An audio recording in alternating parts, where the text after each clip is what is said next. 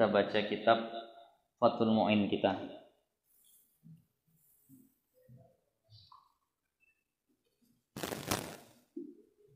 Masih tentang sunnah-sunnah yang ada pada mandi ya. Masih tentang sunnah-sunnah yang ada pada mandi. Qala al-muallif rahimahullahu ta'ala wa nafa'anallahu bihi wa bi barakati ulumihi. Kesunahan berikutnya yang ada pada mandi ini adalah wa izalatu qadarin tahirin, dan membersihkan kotoran-kotoran yang suci. Karena tidak semua kotoran itu najis. Dan tidak pula semua najis itu nampak kotor. Tidak semua kotoran itu najis. Dan tidak pula semua najis itu terlihat kotor. Contoh kotoran yang bukan najis apa? Nah, di sini dikatakan kamaniyin, seperti mani. Kalau mohon maaf adalah kena di tubuhnya tuh mani, sunnahnya dibersihkan dulu. Wa makhatin, dan makhat, ingus. Nah, ini kotor ini, keringat kotor, air ludah kotor, ingus tuh kotor, air mani tuh kotor. Tapi itu semua bukan najis. Nah, ada pula najis yang kelihatannya tak kotor. Sekarang udah agak bebas orang jual minuman-minuman keras. Di mal-mal besar tuh udah ada standnya sendiri. Dipajang tuh minuman-minuman keras tuh, cantik-cantik botolnya. Air pun nampak bersih-bersih, bening, tak nampak kotornya. Tapi apa tuh? Khamar tuh najis. Nah, jadi kalau seandainya di tubuh ini ada kotoran yang bukan najis, sunnahlah dihilangkan dulu. Wa najisin, begitu juga yang najis. Nah, begitu juga yang najis. Nah, kamadyin, seperti mazi. Nah, wa in kafalahuma ghuslatun wahidatun. Nah, walaupun memadai bagi keduanya satu basuhan. Nah, ini memang nanti antara Imam Nawawi dengan Imam Rafi'i ini kan beda jumlah rukun mandi wajibnya ya. Kalau Imam Nawawi berapa rukun mandi wajibnya? 2 saja. Nah, berniat meratakan air ke seluruh tubuh. Kalau Imam Rafi'i berapa rukun mandi wajibnya? 3. Berniat hilangkan kotoran atau najis yang melekat pada tubuh, sama ratakan air ke seluruh tubuh. Nah, menurut Imam Nawawi, kalau di tubuhnya ada najis, dia siram sekaligus mengangkatkan hadas, juga ikut juga sekalian najisnya itu memadai itu. Dengan sekali siram terangkat hadas juga terikut najis. Nah, terangkat hadas juga bisa menghilangkan najis. Nah, jadi kalau di dalam bahasa i'anatut thalibinnya di sini dikatakan sunnah dihilangkan kotoran itu terlebih dahulu. Ini berarti versi Imam Nawawi. Nah, sunnah saja. Kalau Imam Rafi'i nanti kan wajib. Nah, wa in kafalahuma, walaupun memadai bagi keduanya, yakni bagi hadas dan bagi najis, ghuslatun wahidatun, satu kali basuhan. Walaupun memadai, misal di tubuhnya ada nampak darah, tapi masih encer begitu ya, darah masih cair belum kering. Tengoknya, alah nanti mandi sekalian hilangnya nih, kan gitu. Sah nggak tuh mandinya? Sah. Tapi sunnahnya siram dulu khusus untuk situ, dihilangkan dulu. Barulah nanti mandi di saat sudah hilang najisnya. Itu sunnahnya begitu. Walaupun seandainya tak dia hilangkan, sah sajanya itu. Nah, Imam Rafi'i tadi wajib. Nah, di sini dikatakan wahada huwa rajihu fil madhab. Nah, inilah pendapat yang kuat dalam madhab Syafi'i, bahwasannya hadas dan najis bisa sekali basuh. Nah, Itu Imam Nawawi itu yang kuat. Nah, tapi di sini dicatat, lakin yushtaratu fit tahir alla yughayyirul ma' taghayyuran yamna'u itlaqa ismil ma'i alaih. Tapi janganlah pula sesuatu yang melekat tadi sampai merubah air. Kalau sampai merubah air nanti ya nggak bisa. Nah, jadi disyaratkan jangan sampai merubah air. Nah, wa alla yamna'u usulal ma', dan jangan pula najis yang melekat tadi itu mencegah sampainya air ke kulit. Maka tadi saya contohkan masih basah, kalau udah kering nanti kan nggak bisa yang di bawah situ. Nah, kalau itu ya harus dihilangkan dulu. Nah, wa fin najasatil ainiyah antazulan najasatu bi ghaslatin. Nah, wa ayyakunal ma'ul ladzi huwa dunal qulaitaini waridan 'alal mutanajjis. Nah, samalah mau yang najis mau yang bukan itu sama, intinya sekali siram bisalah dia itu langsung terangkat hadas dan najisnya. Nah, kemudian tinggal lagi kalau najisnya najis mughallazah. Nah, dia mau mandi wajib, tangannya kena jilat anjing. Nah, itu bagaimana? Nah, di sini dikatakan fa'ulima annal mughallazata la yathuru mahalluha 'anil hadasi illa ba'da tasbi'uha ma'at tartib. Kalau misalnya tangannya pas pula kena jilatan anjing, ini tak akan terangkat hadas di tangan sebelum terbasuh 7 kali sama salah satunya dengan air campur tanah. Kalau yang darah tadi nempel di situ sekali siram aja terangkat hadas dan najisnya.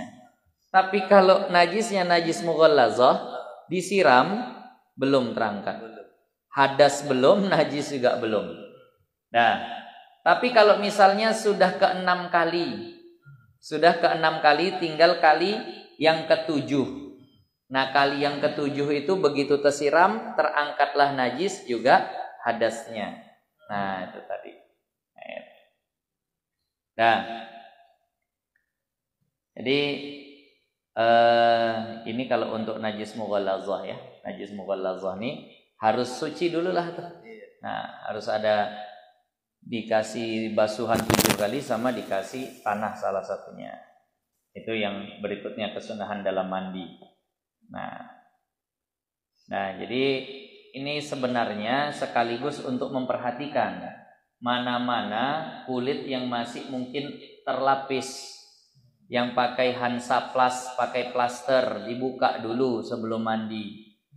Itu plaster itu hati-hati itu. Kalau yang biasa pakai Hansaplast ya namanya ya. Nah, itu kan ada karet-karetnya tuh. Yang kalau dibuka Hansaplastnya terbuka, karet-karetnya itu masih nempel. Nah, sekarang alhamdulillahnya pihak rumah sakit nggak pakai model yang gitu lagi, udah agak bening dia sekarang. Nah, yang kalau dikopek nggak ada lagi bertinggalan. Nah, kalau yang dulu mau tinggal-tinggal plastik lengketnya tuh, nah, itu hati-hati itu dibersihkan dulu, barulah mandi wajib. Nah, itu juga lem setan, bening, tiba-tiba Allahu Akbar terasa kasar dipegang, wah berarti ini tak kena, diusahakanlah, hati-hati. Nah, itu tadi. Jadi kalau yang memang tukang pipa, lem pipa itu kan kadang kan bening tuh. Nah, itu perhatikan betul lah. Kalau lem setan ini memang luar biasa lengketnya. Iya. Kalau masih bisa dibuang dan memang masih bisa. Cara ngapai lem setan tuh, ambil batu asah tuh, agak digosokkan dia di situ. Atau kertas pasir yang enggak halus itu saja agak digosokkan, hilang dia tuh. Nah, enggak pala payah kali ya. Nah, kalau seandainya enggak bisa lagi barulah dimaafkan. Kalau kata orang tuh mesti dipotong lah tuh baru hilang, adalah dimaafkan. Tapi kalau seandainya masih ada cara wajib dibuat. Nah, ini hati-hati betul lah ini. Nah, walaupun sedikit. Nah, yang ada dimaafkan itu di dalam kitab yang di bawah kuku. Kalau kotoran yang di bawah kuku itu dimaafkan. Nah, tapi kalau yang di luar-luar begitu ini hati-hati. Perhatikan betul lah. Jangan sampai ada yang terhalangi oleh air. Karena saya pernah kejadian, memang jarang pula melakukan. Sekali melakukan lupa. Sakit kali pinggang belakang saya rasanya. Jadi saya saat itu beli salon pas yang ditempel tuh, yang panas deh. Ditempel. Nah, wudhu nggak masalah. Rupanya berhari-hari lupa. Pas pula mau mandi wajib. Setelah mandi, setelah sholat, entah berapa sholat, baru kepegang iya. Dan ini udah lama ini berarti. Udahlah, pulang mandinya yang bagian itu saja, bukan semuanya. Kopek itu salep salon pasnya, basahi bagian yang tertutup itu saja. Kemudian diulanglah semua sholat yang diyakini terlaksana dalam keadaan ada salon pasnya tuh. Nah, yang ada tempelannya tadi itu. Nah, jadi ini hati-hati, jangan sampai kejadian yang seperti itu. Dan memang mau tak mau diulang sholatnya. Nah, masa kayak gitu tak dimaafkan? Dimaafkan, tak berdosa insya Allah saya tuh. Karena tak tahu maafnya dari segi dosa. Tapi gantinya tetap wajib. Nah, tak sengaja mijak handphone orang. Nah, minta maaf lah. Iya maaf. Tapi tetap gue ganti. Kan gitu, bukan maaf habis lepas dari. Ya, maaf lah ya, alhamdulillah. Alhamdulillah aku maafin, tapi ya gantilah. Tak berdosa, namanya tak sengaja, tapi tetap wajib ganti. Kan begitu. Jadi bukan dimaafkan artinya bebas dari tanggung jawab, tapi tak berdosa. Maaf dari segi dosanya. Ya. Kemudian kesunahan berikutnya, wa ayyabula man anzala qabla ayyaghtasila liyukhrija ma baqiyam bi majrahu. Dan disunahkan seseorang itu buang air kecil dulu. Nah, ya bulaman anzala, bagi orang yang mandi wajibnya karena inzal. Inzal paham? Keluar mani. Bagi orang yang mandi wajibnya karena keluar mani, maka disunahkan sebelum dia mandi wajib, buang air kecil lah dia dulu. Nah, buang air kecil dia dulu. Nah, liyukhrija ma baqiya bimajrahu, supaya liyakhruja bisa. Kalau liyakhruja supaya keluar. Kalau liyukhrija supaya dia mengeluarkan. Nah, ma baqiya di situ liyakhruja. Nah, kalau di punya saya nih dibarisinya pula. Yang lain tak dibarisi, yang di sini dibarisi. Liyukhrija. Tapi dua-dua pun bisa. Kalau yakhruja supaya keluar apa yang tersisa di kemaluannya. Kalau liyukhrija supaya dia mengeluarkan apa yang tersisa yang ada di tempat atau di salurannya tadi itu. Nah, karena begini,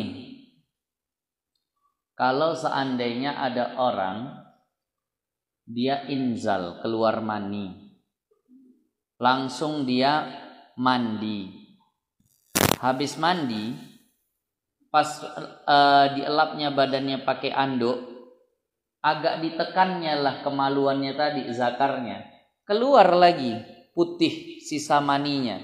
Mungkin ada di antara kita yang pernah punya pengalaman macam begitulah. Nah, keluar lagi putih, itu wajib mandi lagi. Kenapa? Namanya itu keluar mani lagi. Nah, itu tadi. Makanya supaya tak berulang-ulang macam begitu, buang air kecil dulu supaya keluar semua. Mohon maaf kalau perlu agak diusuk, diurut dulu sampai pasti habis bersih. Tak ada yang tertinggal di batang zakarnya. Maka oleh sebab itu namanya istibra juga lah. Kalau dibuang air kecil namanya istibra. Nah, mirip caranya seperti istibra. Jadi dikusuk, diurut sampai memang habis, barulah mandi. Supaya tak jadi kerjaan. Kalau nanti habis mandi keluar lagi, kalau nanti habis mandi dia keluar lagi, maka itu wajib mandi ulang lagi. Nah, berikutnya. Ini memang sunnah-sunnahnya ini. Kalau rukunnya udah selesai. Tapi paling tidak fahamlah supaya mandi ini lebih pas. Nah, supaya mandi ini lebih afdol. Nah, air. Fa ba'da izalatil qadari, setelah menghilangkan yang kotor-kotor tadi itu, nah, madmadatun wastinsyaqun, maka hendaklah dia berkumur-kumur dan masukkan air ke hidung. Nah, dia berkumur-kumur dan masukkan air ke hidung. Summa wudu'un, kemudian dia berwudu lagi. Jadi dianjurkan bagi orang yang mau mandi wajib, nah, masukkan dulu air ke hidung, kumur-kumur dulu, masukkan air ke hidung, kemudian dia pun berwudu. Nah, ini sebenarnya agak muskil ya. Nanti kan pas wudu juga masukkan air ke mulut dan ke hidung juga lagi. Di sini dikatakan wudu, kumur-kumur dulu, kemudian masukkan air ke hidung, kemudian wudu. Nah, di wudu ini kan ada lagi nanti kumur-kumur sama masukkan air ke hidung. Nah, kalau di dalam kitab I'anatul Talibinnya dikatakan kumur dan masukkan air ke hidung yang pertama tadi itu sunnah tersendiri dalam mandi wajib, yang tidak termasuk dalam wudu. Nanti pas wudu, itu sunnah wudu namanya. Ini memang sunnah mandi wajib. Jadi dibedakan. Pas wudu ya kumur lagi, masukkan air ke hidung lagi. Jadi mandi wajib punya sunnah kumur-kumur atau matmadah dan istinsyaq. Nanti pas wudu pun ada juga sunnah matmadah dan istinsyaq. Nah, ini kadang yang seperti ini memang kalau kita lihat berlapis-lapis kadang. Sebelum sholat kita berwudu. Ini contohnya lah yang berlapis-lapis macam begitu. Pas wudu itu kita kan sunnah untuk bersiwak. Pas mau sholatnya ada juga sunnah bersiwak lagi. Memadai tidak siwak yang sebelum ketika wudu untuk siwak sebelum sholat? Artinya kalau udah siwak ketika wudu mesti nggak siwak lagi sebelum sholat? Iya. Jadi ketika berwudu kita siwak, padahal jaraknya sebentar aja sih itu bersiwak. Kemarin mau takbir siwak lagi. Karena ada kesunahan tersendiri. Ketika wudu ada sunnah siwak, sebelum sholat juga ada sunnah siwak. Nah, inilah mirip seperti ini. Nah, walaupun jaraknya dekat lah, nah, tapi itu dianjurkan seperti itu. Nah, lilit tiba, karena mengikut kepada baginda Nabi SAW. Nabi dalam riwayat Imam Bukhari Muslim itu dikatakan sebelum mandi itu berwudu. Nah, sebelum mandi berwudu, kawudu isolah, wudu'uhu lisolah, seperti wudunya ketika hendak sholat. Nah, wa yusannu, dan disunnahkan lahu baginya istishabuhu ilal faraghi, melanggengkannya, artinya melanggengkan wudu ilal faraghi, sampai selesai. Maksudnya setelah dia berwudu, kalau bisa jangan batal sampai selesai mandi wajib. Hatta, sehingga lau ahdasa. Nah, kalau seandainya dia berhadas, nah, kalau seandainya dia berhadas, sunnalahu i'adatuhu, disunnahkan baginya untuk mengulangi wudunya tadi. Nah, artinya kalau berhadas di sini dikatakan sebelum mandi ya. Kalau dia berhadas sebelum mandi disunnahkan untuk ngulangi lagi. Nah, air.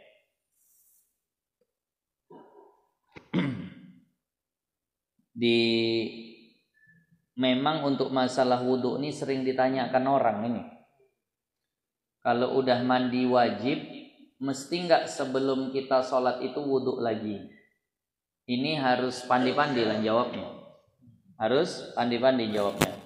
Ada dua biasanya yang sering ditanya orang. Pertama, kalau pas mau mandi wajib itu kan disuruh wudu dulu. Itu niat wudunya niat apa? Itu niat wudunya niat apa? Untuk menjawab ini, maka dirinci. Kalau dia berhadas besar saja, tidak berhadas kecil, maka niat wudhunya sengaja aku berwudhu untuk sunnah mandi. Kalau dia hanya berhadas besar, tidak berhadas kecil. Tapi kalau dia berhadas besar juga berhadas kecil, dan memang kebanyakannya seperti itu.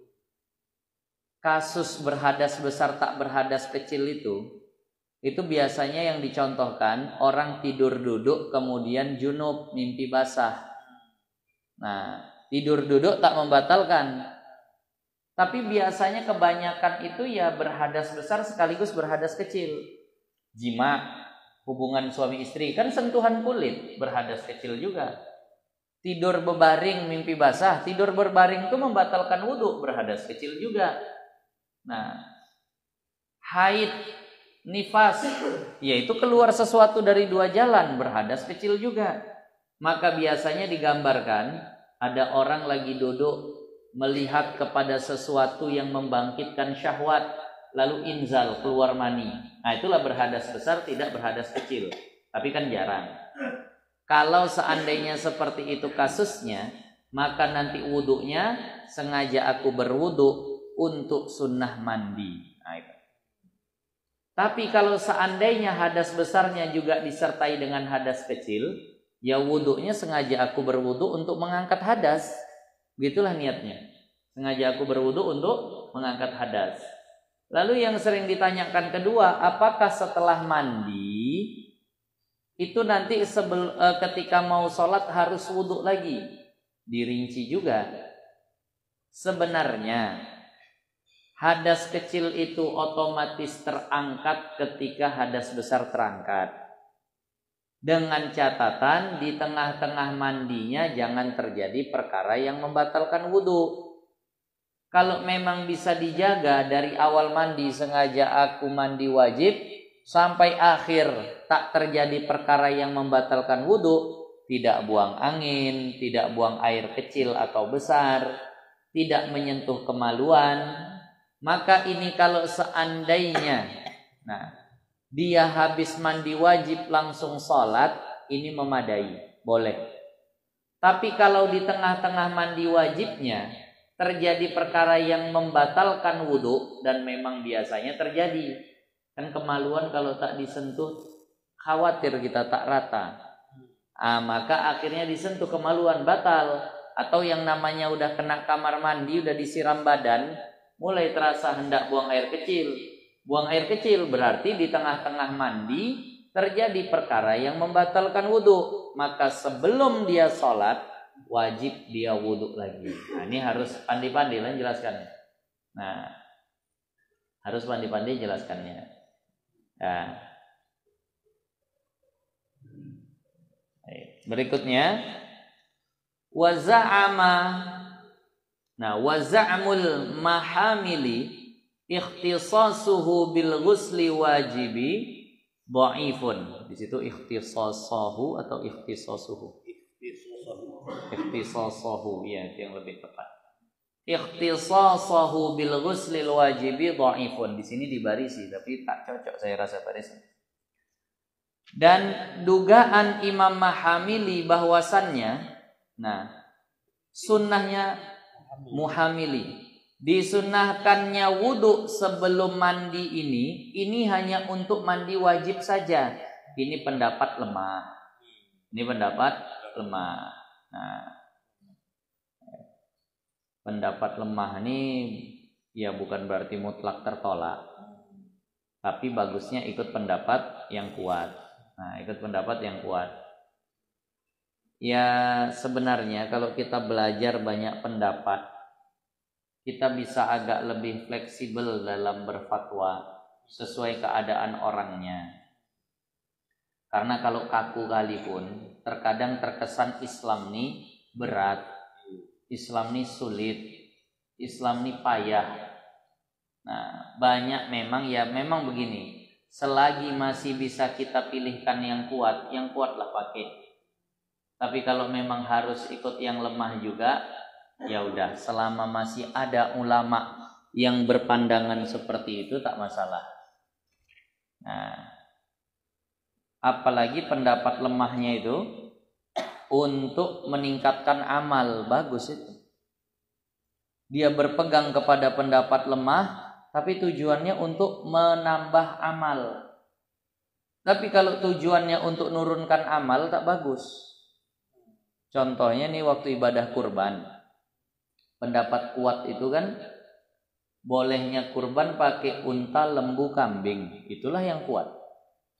Nah, karena selain dari itu tak pernah ada nukilan. Adalah satu riwayat, tapi wallahu a'lam kualitasnya, pernah terjadi di masa Rasulullah kurban pakai kuda. Nah, tapi yang muktamad, yang paling kuat, kurban itu adalah dengan unta, lembu ataupun kambing. Tapi kan ada pendapat kedua yang dikatakan bisalah pendapat yang lemah. Dari Sayyiduna Abdullah bin Abbas bahwa kurban itu memadai dengan ayam, itik ataupun angsa. Pokoknya dengan segala yang tumpah darahnya ketika disembelih. Ini kan pendapat lemah nih.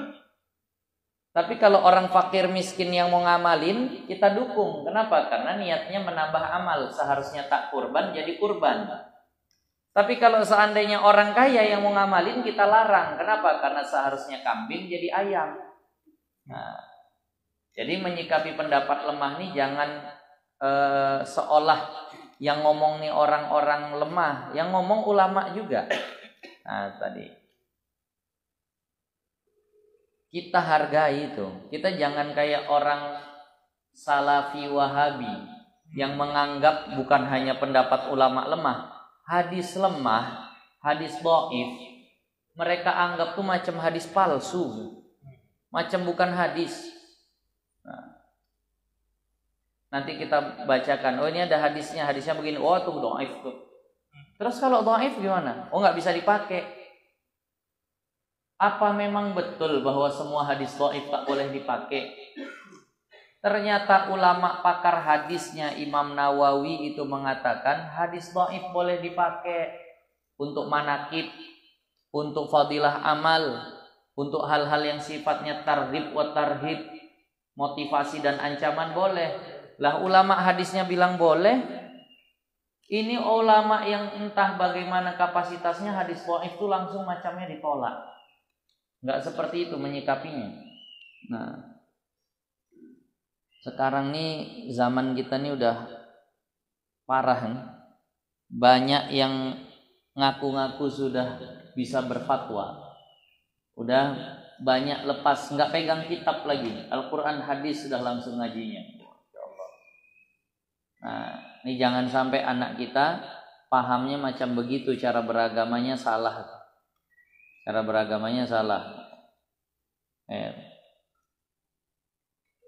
Ini semalam perwiritan ibu-ibu lah, saya ngisi. Jadi mereka bertanya tentang puasa Arafah. Tentang puasa Arafah. Mau ikut Arab Saudi apa ikut sini atau bagaimana? Saya bilang ya kita ikut pemerintah saja.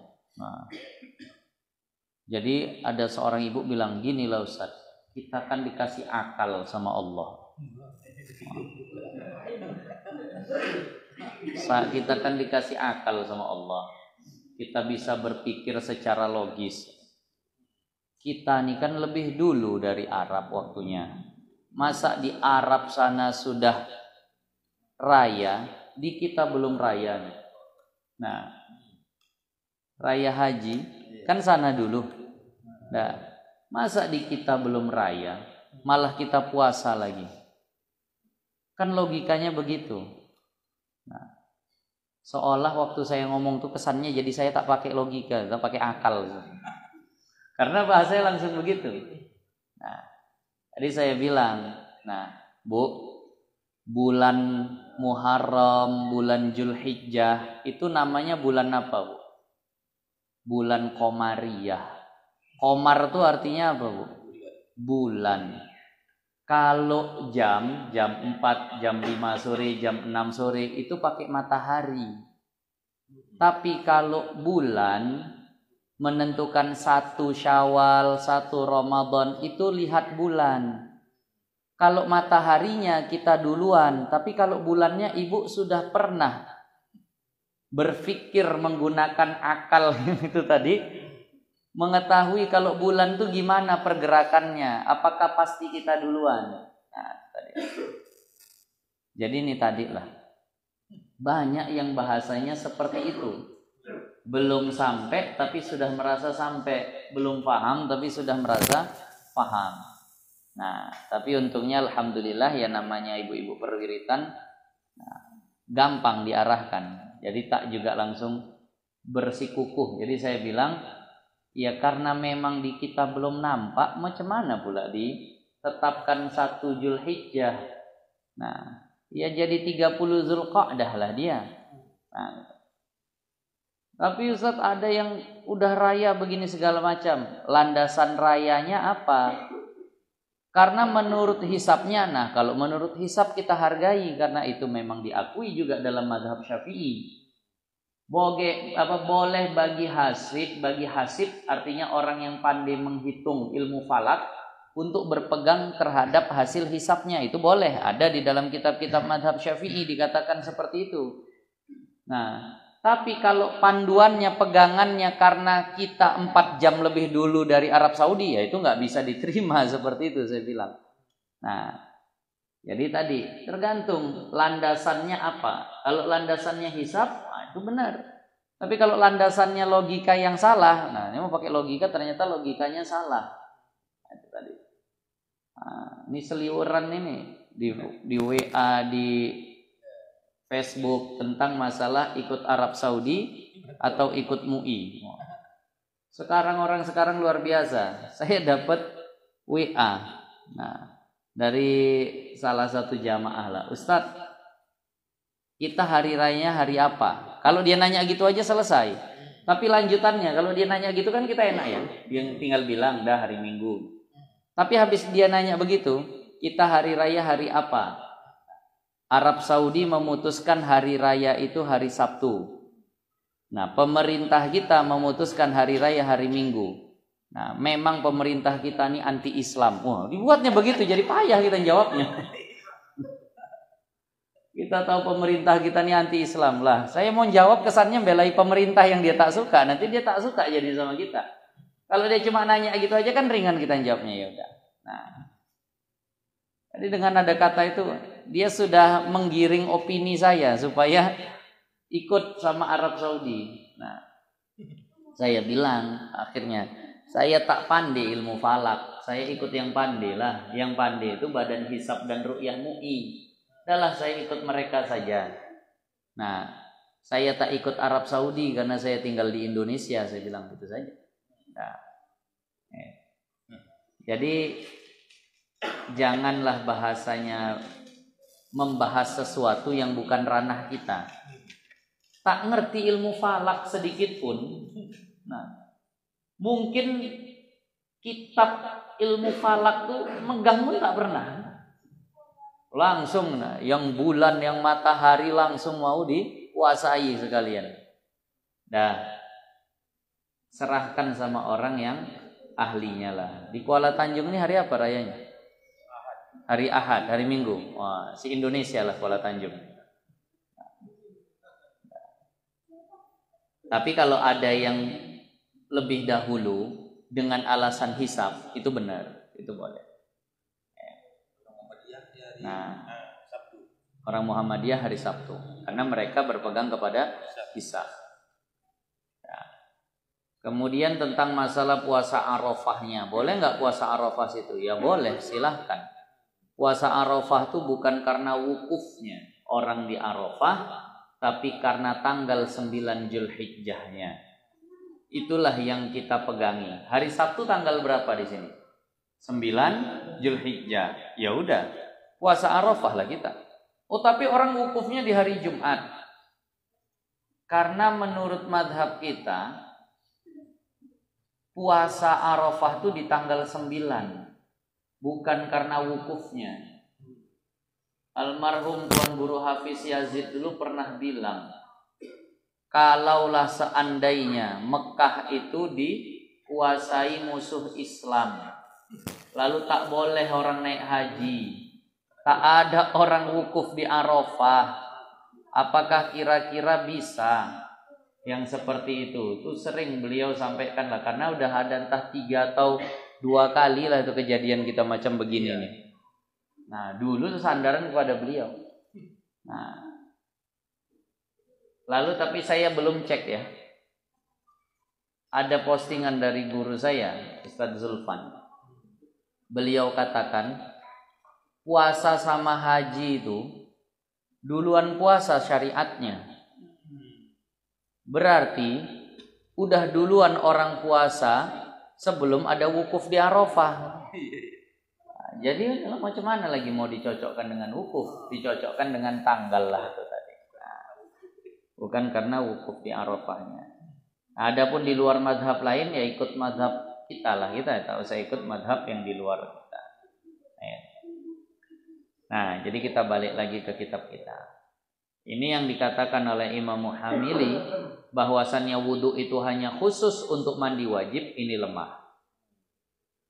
Wal afdalu adamu ta'khiri ghusli qadamaihi anil ghusli.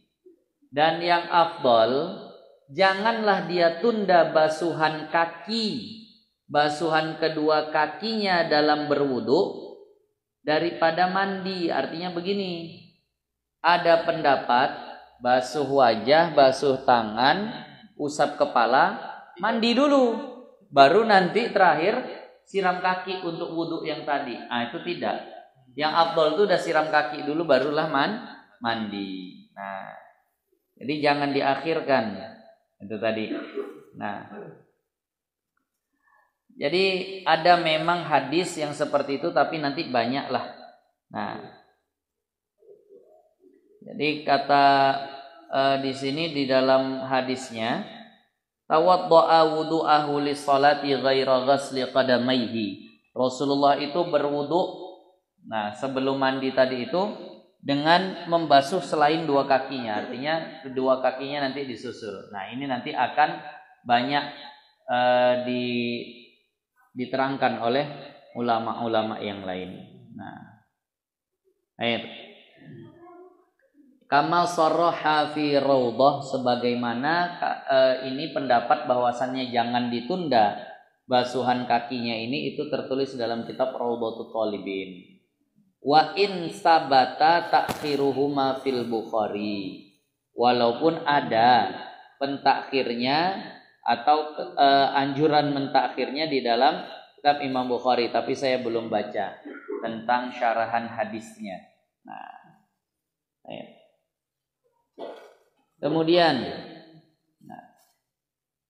walau tawadda'a asna al-ghusli au ba'dahu hasalalahu aslus sunnati. Kalau seandainya dia berwuduknya di tengah-tengah mandi, bukan sebelum mandi, di tengah mandi dia berwuduk, au ba'dahu atau setelah mandi, hasalalahu maka terhasil baginya asal sunnah. Lakinnal afdala taqdimuhu, tapi yang paling afdal itu mendahulukan wudu daripada mandi. Wa yukrahu tarkuhu, nah dan dimakruhkan meninggalkannya. Jadi jangan sampai tak wudu ketika mandi wajib. Paling bagus sebelum. Mau di tengah boleh, mau setelah pun boleh. Yang penting ada wudu ketika mandi wajib ataupun sunnah.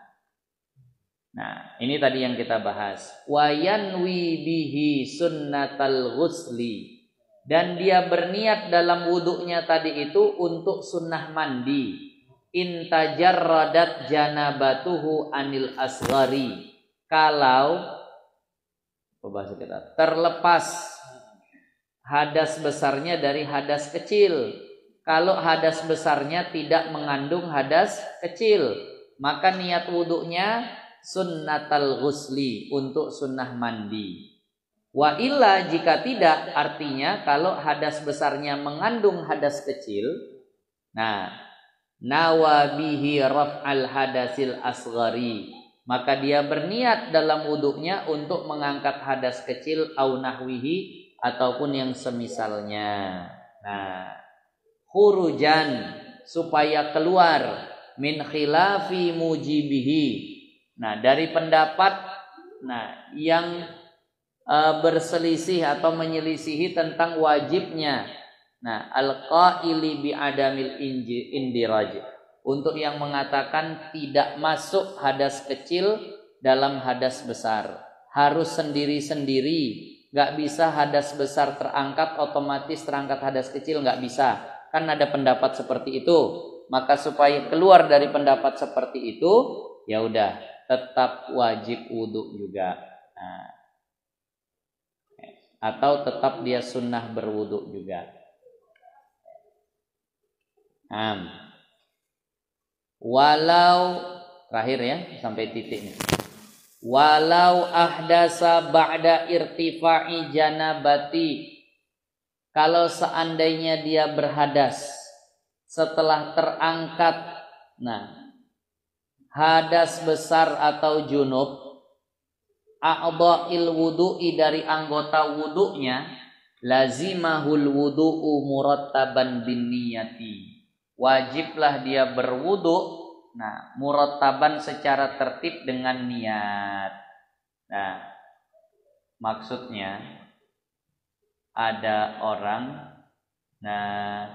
sudah berwudu atau sudah diangkatnya hadas kecilnya. Lalu dia basuh tangan untuk mengangkat hadas besar, mandi wajib. Tangan udah hilang hadas besarnya, wajah udah hilang hadas besarnya. Kemudian dia berhadas pula lagi di tengah-tengahnya itu, ya wajib dibasuh lagi semuanya. Tangannya wajib dibasuh, wajahnya wajib juga dibasuh. Nah, murattaban tertib dan dengan niat juga. Nah, yang akan datang fata'ahhudu ma'atif. Ini kesunahan berikutnya.